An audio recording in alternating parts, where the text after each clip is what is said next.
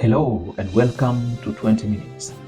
This is a channel that analyzes politics, policy, and governance issues across the country. Our duty is to keep watch and to read between the lines and between the pages, and to analyze and bring to you in finer details the issues and affairs that affects the lives of the Kenyan people. It is quite interesting to note that a lot has been happening in this country over the last few days. We have had demonstrations that have been particularly fueled by Generation Z. These demonstrations have continued to give President Ruto sleepless nights, and the government is working around the clock to deal with anti-finance bill protests. It is interesting again to remember that this is the first of its kind.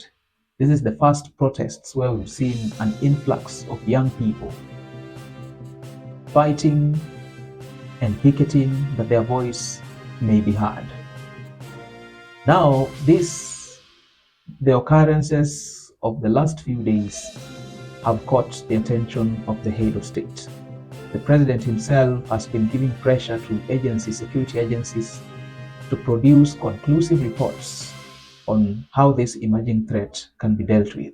As I've said, our duty is to read between the lines, to look at the psychology of the political figures, and to bring you in details what is happening.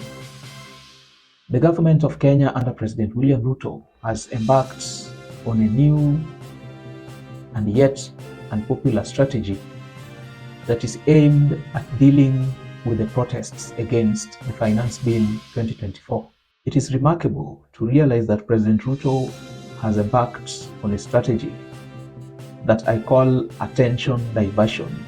The president, through his digital strategist, the well-known Itumbi, took to his X or Twitter account and praised the president for having announced new salary structure for police that is to begin in June 2024. Itumbi went ahead to praise the president for having good and fruitful discussions with the police. Now, I want us to look at this.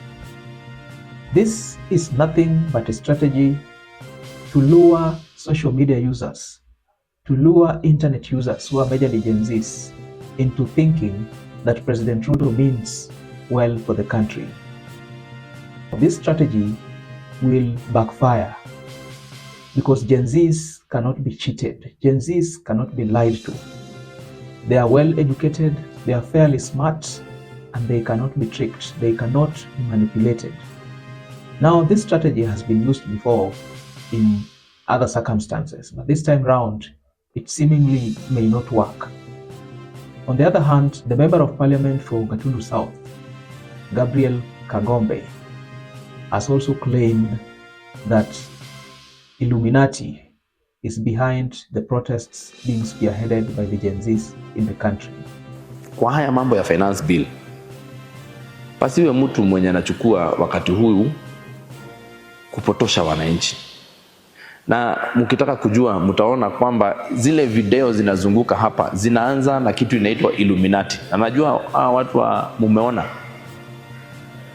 wale watu wana sponsor maandamano hapa Nairobi ni group inajiita Illuminati. Na sijui kama nyinyi mnajua Illuminati ni akina nani. Na watoto wetu wamefungwa macho.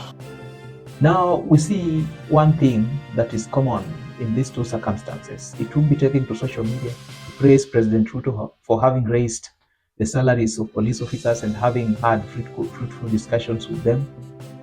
And also Gatundu South MP Gabriel Kagombe, who is associated with the Kenya Kwanza regime, claiming that it is Illuminati that is behind the protests. It is quite interesting to note that this government is simply trying to distract people from the issues that matter. The idea is to distract the Gen Zs from the issues that matter. From the Finance Bill 2024, the government has seen the clouds gathering, and they know quite clearly that the rains are coming, and we shall get there no matter what. The fear is gone, and all that remains is courage and a deliberate fight, a consistent fight for freedom. Tell us what you think in the comment section below.